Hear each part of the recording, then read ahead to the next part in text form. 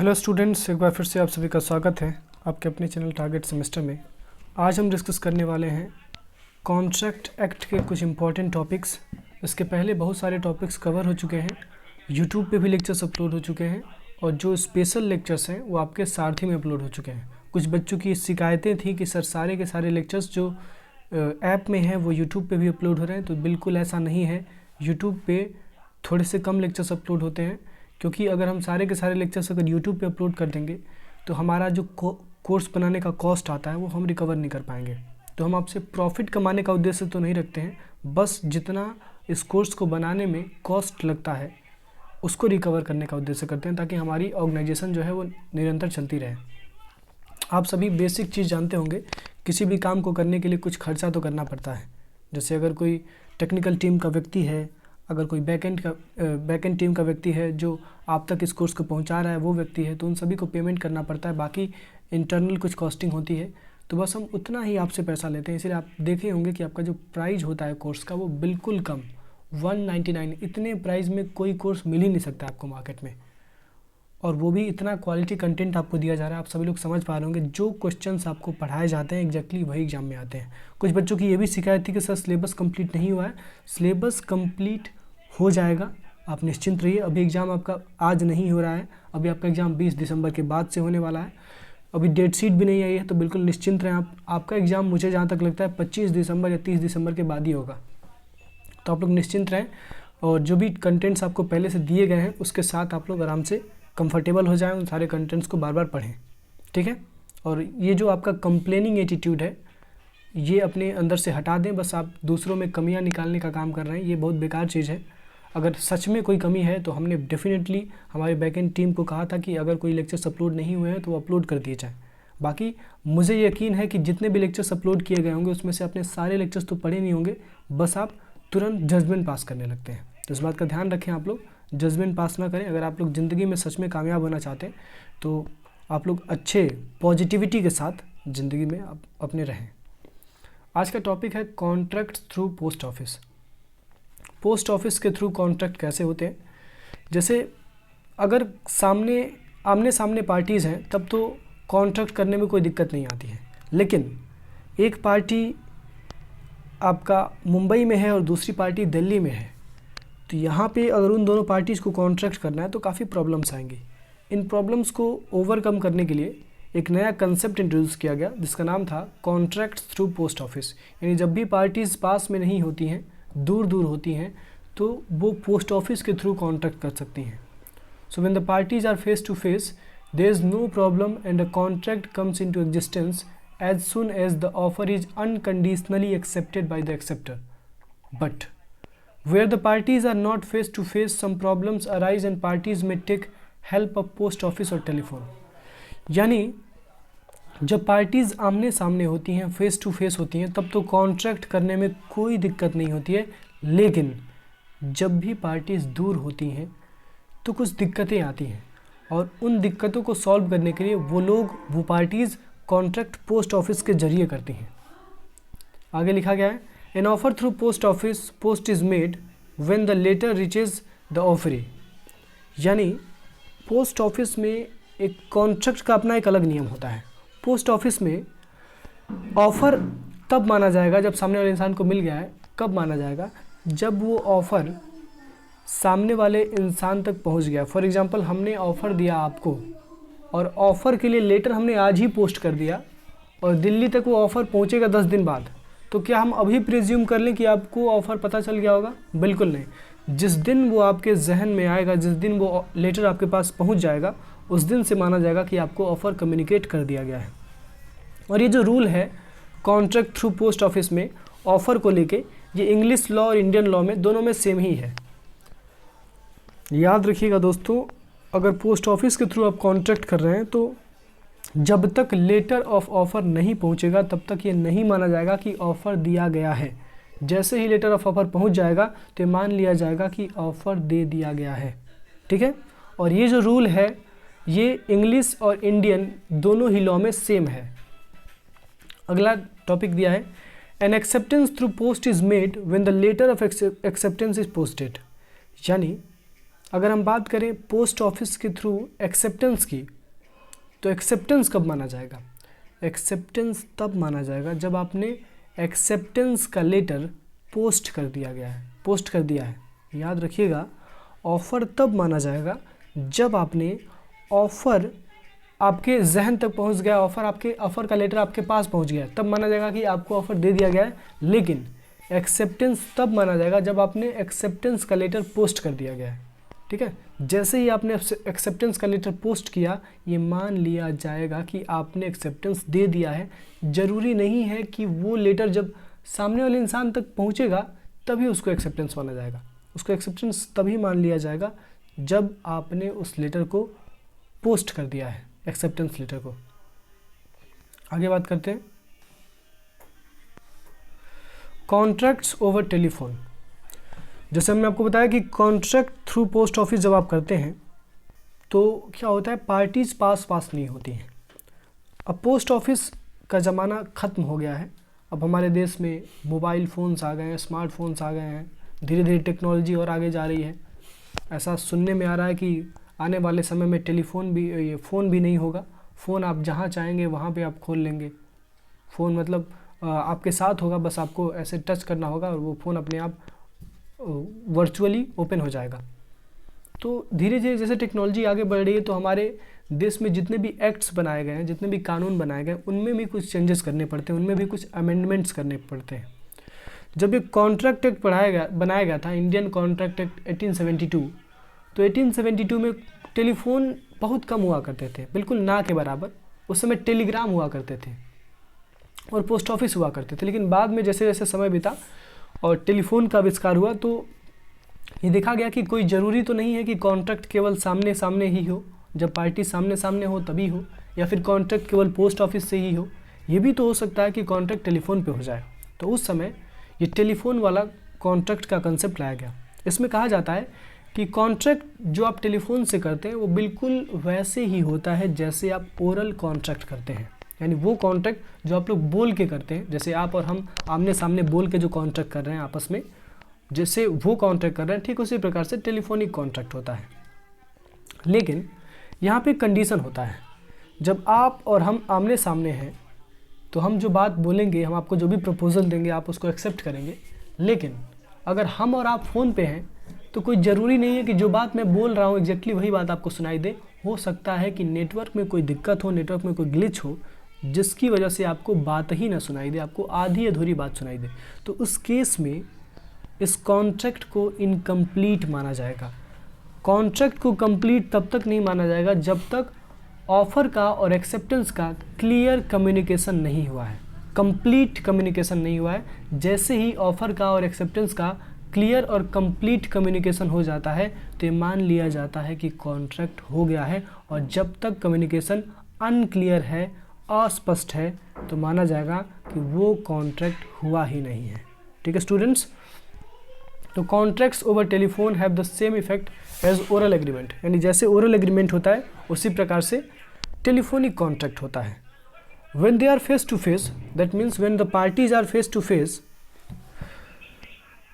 जब भी parties face to face होती हैं तो जो वो ओरल कॉन्ट्रैक्ट करती हैं, ओरल एग्रीमेंट्स करती हैं, ठीक उसी प्रकार से टेलीफोनिक कॉन्ट्रैक्ट होता है। बस यही होता है कंडीशन की पार्टीज फेस टू फेस नहीं होती है, बस उनकी आवाज़ एक दूसरे की वो लोग सुन सकते हैं। However, if the acceptor does not hear the proposal, ये important line है।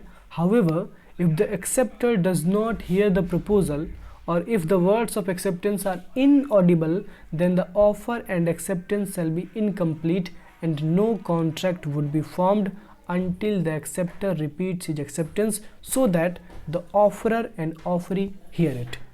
यानी टेलीफोनिक कॉन्ट्रैक्ट तब तक वैलिड नहीं माना जाएगा, तब तक कंप्लीट नहीं माना जाएगा जब तक दोनों ही पार्टी, चाहे वो ऑफरी हो या ऑफरर हो, ये लोग प्रपोजल और एक्सेप्टेंस बिल्कुल क्लियरली नहीं दे देते हैं। अगर उनकी प्रपोजल में और एक्सेप्टेंस में 100% क्लियरिटी है, 100% कंप्लीटनेस है और एग्जैक्टली जो बात आपको उनसे कही गई है वही बात उन्होंने सुनी है, तब जाके वो कॉन्ट्रैक्ट सही माना जाएगा, वैलिड माना जाएगा। ठीक है स्टूडेंट्स, चलिए आगे बात करते हैं।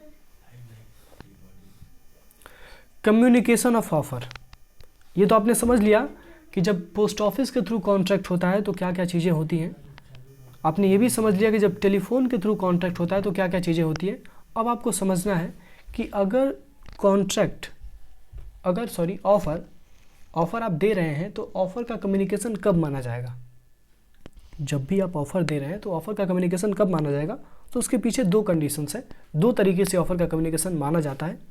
पहली चीज़, communication of an offer is complete as soon as it comes to the knowledge of the person to whom it is made.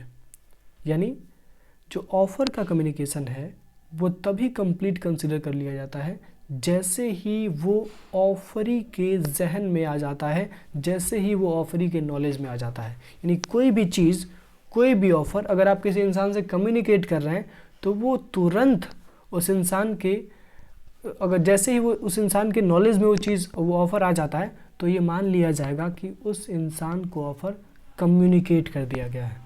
यानी ऑफ़र का कम्युनिकेशन इस बात पे डिपेंड होगा कि हुआ है या नहीं, कि जब उस इंसान को वो ऑफ़र का पता चल जाएगा, जब उस इंसान के जहन में, उस इंसान के नॉलेज में वो ऑफ़र आ जाएगा। ये तो था कम्युनिकेशन ऑफ ऑफ़र। बिल्कुल सिंपल है, क्लियर है, कोई दिक्कत नहीं है। कम्युनिकेशन ऑफ ऑफ़र तब कंप्लीट माना जाएगा जब ऑफ़र सामने वाले इंसान को पता चल जाएगा, जब ऑफ़र ऑफरी तक पहुंच जाएगा। दूसरा कंडीशन, कम्युनिकेशन ऑफ एक्सेप्टेंस कब माना जाएगा। कम्युनिकेशन ऑफ ऑफ़र तो ठीक है, लेकिन कम्युनिकेशन ऑफ एक्सेप्टेंस कब माना जाएगा। तो कम्युनिकेशन ऑफ एक्सेप्टेंस को मानने के दो कंडीशंस हैं।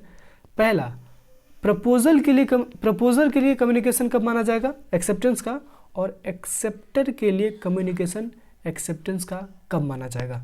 तो सबसे पहले बात करते हैं प्रपोजर के लिए कम्युनिकेशन का एक्सेप्टेंस कब माना जाएगा, एक्सेप्टेंस का कम्युनिकेशन कब माना जाएगा। जब प्रपोजर ने एक्सेप्टेंस के लिए जो भी वो लेटर पोस्ट किया गया है वो लेटर ट्रांसमिशन में आ गया है। Let me repeat, communication of acceptance is complete as against the proposer when acceptance is put in a course of transmission so as to be out of the power of the acceptor. जैसे मान लीजिए, बिल्कुल साधारण करते हैं, आप offeror हैं, हम ऑफरी हैं। आपने हमें ऑफ़र दिया और हमने उसको एक्सेप्ट किया। जैसे ही हमने उस ऑफ़र को एक्सेप्ट किया, एक्सेप्ट करने के बाद हम कोई ना कोई तरीके से आपको बताएंगे कि मैंने एक्सेप्ट कर लिया, या अगर आप कहीं और रहते हैं तो हम पोस्ट ऑफिस के थ्रू बताएंगे, या फिर अगर आप हमारे सामने हैं तो हम बोल के बताएंगे। तो जैसे ही हमने उस एक्सेप्टेंस को ट्रांसमिशन में ला दिया है, ट्रांसमिशन में मतलब जैसे हमने पोस्ट ऑफिस में पोस्ट कर दिया तो वो चीज़ ट्रांसमिशन में आ गई, हमने बोल दिया तो वो चीज़ ट्रांसमिशन में आ गई, वो आप तक जैसे ही पहुंच जाएगी तो उसको मान लिया जाएगा कि प्रपोजर के लिए एक्सेप्टेंस का कम्युनिकेशन हो गया है। बिल्कुल साधारण समझिए, आप ऑफरर हैं, हम ऑफरी हैं। आपने ऑफ़र दिया है, हमने ऑफ़र एक्सेप्ट किया है, तो हमारे ऑफ़र का एक्सेप्टेंस तब माना जाएगा जब हमारे ऑफ़र का एक्सेप्टेंस का ट्रांसमिशन हो जाएगा। जब हमारे एक्सेप्टेंस का ट्रांसमिशन हो जाएगा तब ये मान लिया जाएगा कि आपके लिए, यानी ऑफरर के लिए, एक्सेप्टेंस मिल गया है। ठीक है, चलिए आगे बात करते हैं। As against the acceptor, acceptor के लिए एक्सेप्टेंस कब माना जाएगा, मतलब एक्सेप्टर ने अगर एक्सेप्टेंस दे दिया है तो वो कब मानेगा कि मेरा एक्सेप्टेंस स्वीकार कर लिया गया होगा, या फिर मेरा एक्सेप्टेंस उस सामने वाले इंसान तक पहुंच गया होगा। कब वो मानेगा, वो तब मानेगा जब ऑफरर तक उसके एक्सेप्टेंस की बात पहुंच जाएगी। जैसे हमने आपके ऑफ़र को एक्सेप्ट किया था, तो जैसे ही हमने आपको बात वो बता दी, वो बात आप तक पहुंच गई, तो ये मान लिया जाएगा कि आपके लिए उस ऑफ़र का एक्सेप्टेंस का कम्युनिकेशन हो गया है। ठीक है, तो communication of acceptance is complete as against the acceptor when it comes to the knowledge of the proposer. यानी जैसे ही एक्सेप्टेंस का कम्युनिकेशन जैसे ही प्रपोजर के नॉलेज में आ जाता है तो ये मान लिया जाता है कि एक्सेप्टर के लिए एक्सेप्टेंस का कम्युनिकेशन कर दिया गया है। क्लियर है, चलिए आगे बढ़ते हैं। ये तो हो गया ऑफ़र का कम्युनिकेशन कब माना जाएगा, एक्सेप्टेंस का कम्युनिकेशन कब माना जाएगा। अब आपको पता होगा कि जो हमने ऑफ़र दिया है वो ऑफ़र एक लिमिटेड टाइम पीरियड के लिए होता है। जैसे मान लीजिए हमने आपको ऑफ़र दिया और कहा कि ये गाड़ी अगर आप 10 दिन के अंदर खरीदते हैं तो आपको ये गाड़ी 5 लाख में मिलेगी, लेकिन अगर आप वो गाड़ी 6वें दिन खरीदने आएंगे तो क्या मैं वो गाड़ी आपको दूंगा? नहीं दूंगा। तो इसको हम कहते हैं रिवोकेशन ऑफ ऑफ़र। यानी जब भी ऑफ़र एक बार दिया गया है आपको, वो ऑफ़र आप जब आपको दिया गया तो आप उसको एक्सरसाइज करिए, अन्यथा वो ऑफ़र रिवोक कर लिया जाएगा। उसमें अलग अलग कंडीशंस होते हैं कि कब कब ऑफ़र का रिवोकेशन होता है। तो रिवोकेशन का मतलब क्या होता है? ऑफ़र को विड्रॉ कर लेना, यानी ऑफ़र को वापस ले लेना, या फिर ऑफ़र को आपको ऑफ़र को एक्सरसाइज करने का मौका ना देना। ठीक है, तो रिवोकेशन मीन्स विड्रॉइंग और टेकिंग बैक द ऑफ़र और एक्सेप्टेंस। जब भी आप ऑफ़र या एक्सेप्टेंस को विड्रॉ कर लेते हैं या फिर आप उसको वापस ले लेते हैं तो उसको हम रिवोकेशन ऑफ ऑफ़र कहते हैं। अब इसको रिवोकेशन कहते हैं। आगे हम देखेंगे रिवोकेशन ऑफ ऑफ़र क्या होता है और रिवोकेशन ऑफ एक्सेप्टेंस क्या होता है। तो सबसे पहला क्वेश्चन बनता है, आपके एग्जामिनर का मोस्ट फेवरेट क्वेश्चन है कि बताइए कि रिवोकेशन ऑफ ऑफ़र किस सेक्शन में डिफाइंड है। याद रखना है दोस्तों, रिवोकेशन ऑफ ऑफ़र एक सेक्शन 5 में डिफाइंड है। कहाँ डिफाइंड है? रिवोकेशन ऑफ ऑफ़र सेक्शन 5 में डिफाइंड है। और रिवोकेशन ऑफ ऑफ़र सेक्शन 5 का ये कहता है कि ऑफ़र रिवोक किया जा सकता है at any time before the communication of it acceptance is complete as against the proposer. यानी प्रपोजर के अगेंस्ट जब तक एक्सेप्टेंस कंप्लीट नहीं हुआ है। याद रखिएगा, प्रपोजर के अगेंस्ट जब तक एक्सेप्टेंस का कम्युनिकेशन कंप्लीट नहीं हुआ है उसके पहले आप ऑफ़र को रिवोक कर सकते हैं। जैसे मान लीजिए हमने आपको ऑफ़र दिया और वो ऑफ़र आपने कम्युनिकेट भी कर दिया, लेकिन हमारे हिसाब से उस ऑफ़र को आपने एक्सेप्टेंस भी दे दिया, लेकिन हमारे हिसाब से वो एक्सेप्टेंस अभी तक हमारे पास पहुंचा ही नहीं था। हमने देखा था as against the proposer acceptance कब माना जाएगा। तो अगर as against the proposer acceptance मिला ही नहीं है तो उस ऑफ़र को उससे पहले रिवोक किया जा सकता है।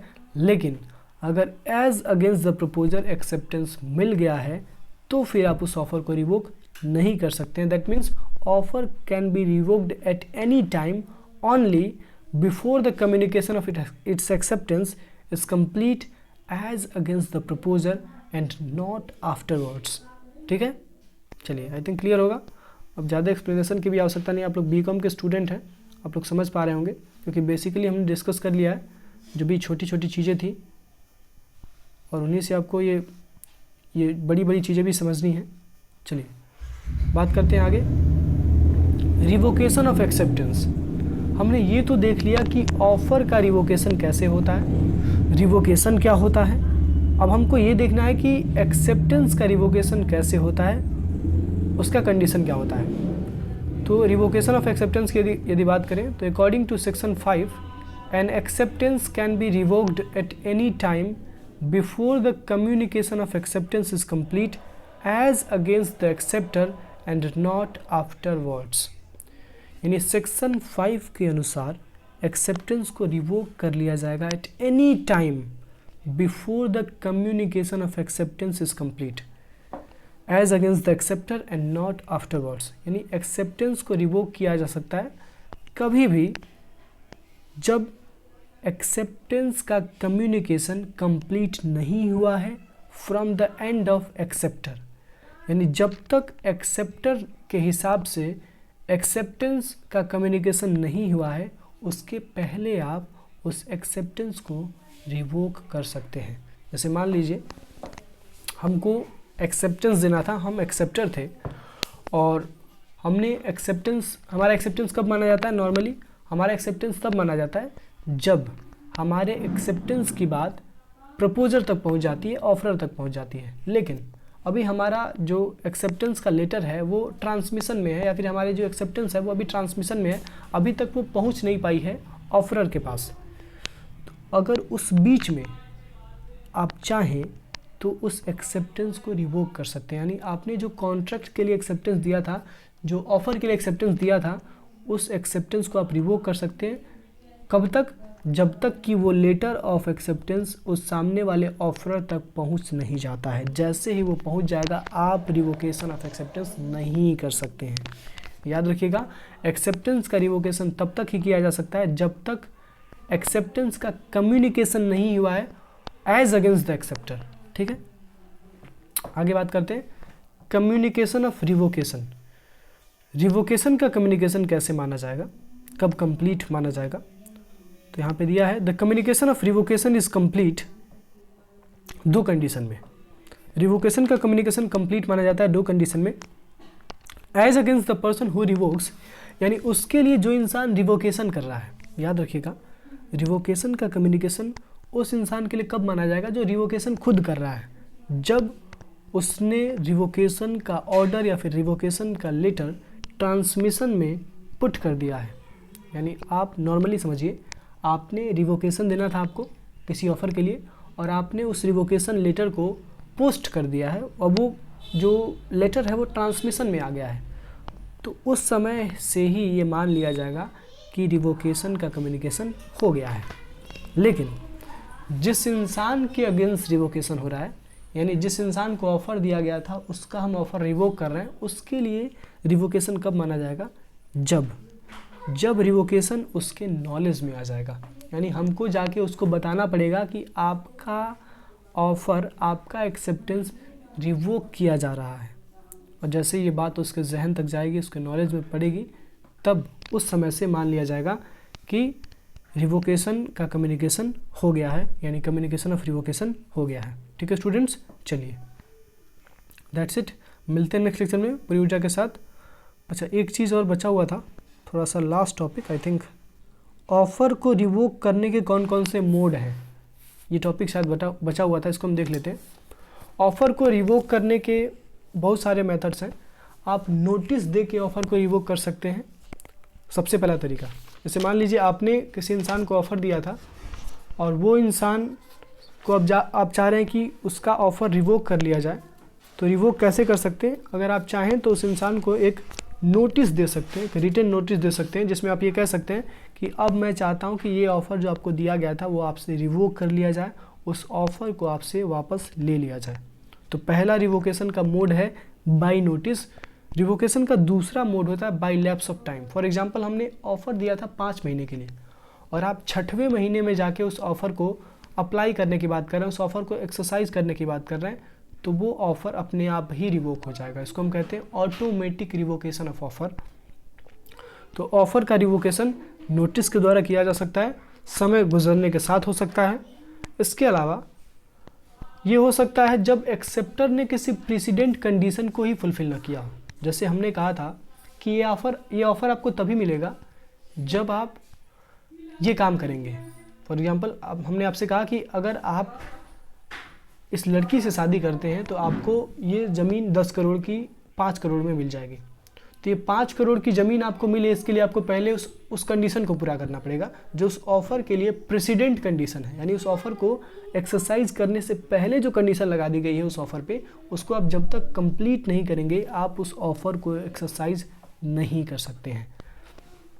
तीसरा कंडीशन है bye the death of the proposer, यानी जिस इंसान ने ऑफ़र दिया था आपको, अगर वही मर गया है। जैसे हमने आपको ऑफ़र दिया था कि मैं ये प्रॉपर्टी 5 करोड़ में बेचने वाला हूँ, ये प्रॉपर्टी 10 करोड़ की है, लेकिन मैं मर जाता हूँ। अगर मैं मर जाऊँगा तो भी ये मान लिया जाएगा कि ऑफ़र रिवोक हो गया है, इसको भी ऑटोमेटिक रिवोकेशन में मान लिया जाएगा। अगला है by the insanity of the proposer, यानी जो इंसान ने ऑफ़र दिया है वो पागल हो गया है। अगर जो इंसान आपको ऑफ़र दिया वो पागल हो गया है तो उसका स्टेट ऑफ माइंड सही है ही नहीं, तो फिर वो आपसे कॉन्ट्रैक्ट कैसे कर सकता है? तो इस केस में भी आपका ऑफ़र रिवोक हो जाएगा। छठवां कंडीशन है बाय काउंटर ऑफ़र। जैसे हमने आपको ऑफ़र दिया और आपने एक दूसरा काउंटर ऑफ़र दिया। हमने आपको कहा कि ये प्रॉपर्टी मैं 5 करोड़ में बेचूंगा और आपने कहा नहीं मैं ये प्रॉपर्टी 3 करोड़ में खरीदूंगा। तो आपने जैसे ही काउंटर ऑफ़र दिया तो वो जो हमने ऑफ़र दिया था वो ऑटोमेटिकली रिवोक हो गया। अगला कंडीशन है by not accepting the offer in the mode prescribed. हमने जिस मोड में उस ऑफ़र को एक्सेप्ट करने के लिए आपसे कहा था, आप उस मोड में उस ऑफ़र को एक्सेप्ट ही नहीं किए हैं। अगर ये भी कंडीशन होता है तो ये मान लिया जाएगा कि आपका ऑफ़र रिवोक कर दिया गया है। यानी अगर आप चाहते हैं ऑफर का रिवोकेशन करना तो आप नोटिस देके कर सकते हैं, समय बीतने के साथ रिवोकेशन हो सकता है। एक्सेप्टर अगर किसी प्रेसिडेंट कंडीशन को फुलफिल नहीं कर सकता है तो भी रिवोकेशन हो सकता है। अगर प्रपोजर यानी ऑफरर की डेथ हो जाती है तो भी रिवोकेशन हो सकता है। अगर प्रपोजर यानी ऑफरर पागल हो जाता है तो भी रिवोकेशन हो सकता है। अगर आप काउंटर ऑफर देते हैं ऑफर के बदले तो वो जो एग्जिस्टिंग ऑफर जो था, जो ओरिजिनल ऑफर था, वो खत्म हो जाता है, वो रिवोक हो जाता है। और अगर आप ऑफ़र को प्रिस्क्राइब्ड मोड में एक्सेप्ट नहीं करते हैं तो भी ऑफ़र को रिवोक कर दिया जाएगा। यानी ऑफ़र को रिवोक करने के टोटल 7 कंडीशंस हैं। कौन कौन से हैं? By notice, by lapse of time, by the failure of the acceptor to fulfil a condition precedent to acceptance. चौथा condition by the death of offerer. पांचवा condition by the insanity of offerer. छठवां condition by counter offer. And सातवां condition by not accepting the offer in the prescribed mode. तो ये थे आपके 7 अलग अलग कंडीशंस जिसमें आप ऑफ़र को रिवोक कर सकते हैं। यानी ऑफ़र को रिवोक करने के लिए 7 अलग अलग कंडीशंस हैं। अगर आप इसमें से किसी भी कंडीशन में ऑफ़र को रिवोक करना चाहें तो आप रिवोक कर सकते हैं, किसी भी मोड में रिवोक कर सकते हैं। ठीक है स्टूडेंट्स, थोड़ा सा आपको ये लेक्चर कन्फ्यूजिंग लगा होगा क्योंकि इसमें ऑफ़र और कम्युनिकेशन ऑफ ऑफ़र के बारे में, जो कम्युनिकेशन ऑफ ऑफर और कम्युनिकेशन ऑफ एक्सेप्टेंस के बारे में बात बताई गई है, उसके लिए थोड़ा सा आपको बेसिक नॉलेज होना चाहिए। आपको ये पता होना चाहिए कि प्रपोजल किसे कहते हैं, एक्सेप्टेंस क्या होता है, कम्युनिकेशन क्या होता है। ये चीज़ें अगर आपको पता होंगी तभी आप समझ पाएंगे। और एक चीज़ और, अगर आपको ये चीज़ें पता है फिर भी आपको हो सकता है ना समझ में आए, क्योंकि इसका जो लैंग्वेज है लॉ का थोड़ा सा कॉम्प्लेक्स है, इसलिए मैं आपको आसान करके भी बता रहा हूँ एग्जाम्पल्स देके। एक बार और रिपीट कर लेते हैं। ऑफ़र का कम्युनिकेशन कब माना जाएगा? ऑफ़र का कम्युनिकेशन बिल्कुल सिंपल है। लेट मी रिपीट, ऑफ़र का कम्युनिकेशन बिल्कुल सिंपल है। जैसे ही ऑफरी के जहन में ऑफ़र का पता चल जाता है, जैसे ही ऑफरी के ज्ञान में ऑफ़र आ जाता है तो मान लिया जाएगा कि ऑफ़र का कम्युनिकेशन हो गया। जैसे मैंने आपको ऑफ़र दिया कि मैं अपनी कॉपी आपको 5 रुपये में बेचूंगा। जैसे ही आपको ये बात पता चल गई, जैसे ही आपको इस ऑफ़र के बारे में पता चल गया, ये मान लिया जाएगा कि आपको ऑफ़र कम्युनिकेट कर दिया गया है। यानी ऑफ़र का कम्युनिकेशन बिल्कुल सिंपल है। ऑफ़र का कम्युनिकेशन कंप्लीट हो जाता है जब ऑफ़र ऑफरी के नॉलेज में आ जाता है। जैसे ही ऑफ़र ऑफरी के नॉलेज में आ जाएगा तो ऑफ़र का कम्युनिकेशन कंप्लीट मान लिया जाएगा। लेकिन दिक्कत होती है एक्सेप्टेंस के कम्युनिकेशन में और रिवोकेशन के कम्युनिकेशन में, स्पेशली एक्सेप्टेंस के कम्युनिकेशन में। तो एक्सेप्टेंस का कम्युनिकेशन कब माना जाएगा? 2 कंडीशन है, एज अगेंस्ट द प्रपोजर या फिर एज अगेंस्ट द एक्सेप्टर। यानी प्रपोजर का मतलब होता है जो इंसान आपको ऑफ़र दे रहा है। मान लीजिए हम आपको ऑफ़र देना है तो हमारे हिसाब से आप एक्सेप्टेंस आपका कब माना जाएगा, मतलब मैं कब मानूंगा कि आपने एक्सेप्टेंस दे दिया है? तो मैं तब मानूंगा आपने एक्सेप्टेंस दे दिया है जब आपने एक्सेप्टेंस का ट्रांसमिशन कर दिया है। एक्सेप्टेंस का जो भी लेटर है या फिर जो भी चीज़ है उसका अगर आपने ट्रांसमिशन कर दिया है तो मैं मान लूँगा कि आपने ऑफ़र को एक्सेप्ट कर लिया है। दूसरा कंडीशन, एक्सेप्टर के हिसाब से ऑफ़र का एक्सेप्टेंस कब माना जाएगा? जब उसने जो एक्सेप्टेंस लेटर दिया था, उसने जो भी एक्सेप्टेंस की बात कही थी, एक्सेप्टेंस वाली बात कही थी, वो एक्सेप्टेंस वाली बात ऑफरर तक पहुंच गई है तो उसके लिए एक्सेप्टेंस मान लिया जाएगा। यानी एक्सेप्टर के लिए एक्सेप्टेंस तब होगा जब उसका एक्सेप्टेंस का बात ऑफरर तक पहुंच जाएगा जिसने उसको ऑफ़र दिया था। और ऑफरी के लिए जो ऑफरर है उसके लिए एक्सेप्टेंस तब माना जाएगा जब ऑफरी ने एक्सेप्टेंस तो दे दिया है लेकिन वो एक्सेप्टेंस का कम्युनिकेशन अभी भी ट्रांसमिशन में है। जैसे आपने पोस्ट ऑफिस के थ्रू किया कम्युनिकेशन तो अभी लेटर आपको पोस्ट हुआ नहीं, आप तक पहुंचा नहीं है, लेकिन वो लेटर सामने वाले इंसान ने पोस्ट कर दिया है, बस वो आप तक पहुंचने ही वाला है, लेकिन अभी तक आपके पास वो पहुंचा नहीं है। तो जैसे ही वो पोस्ट कर दिया है तो प्रपोजर के लिए मान लिया जाएगा कि एक्सेप्टेंस हो गया है। लेकिन एक्सेप्टर के लिए एक्सेप्टेंस तब माना जाएगा जब उसके एक्सेप्टेंस की बात प्रपोजर यानी ऑफरर तक पहुंच जाएगी। आई थिंक आपको ये समझ में आई होगी।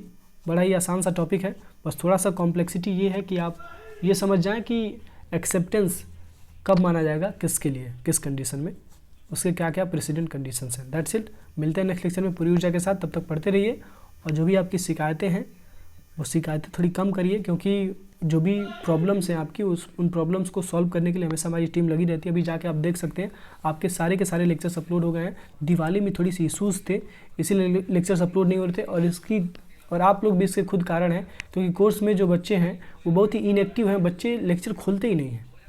तो हमको ऐसा लगा कि बच्चों को ओवरबर्डन न किया जाए, धीरे धीरे लेक्चर्स ही अपलोड किए जाए। बाकी अब आपकी इच्छा है तो एक ही साथ हम सारे लेक्चर्स अपलोड करवा देते हैं, आप लोग आराम से बैठ के देखते रहिए, आपका एग्जाम भी धीरे धीरे पास ही आ रहा है। दैट्स इट, मिलते हैं नेक्स्ट लेक्चर में पूरी ऊर्जा के साथ।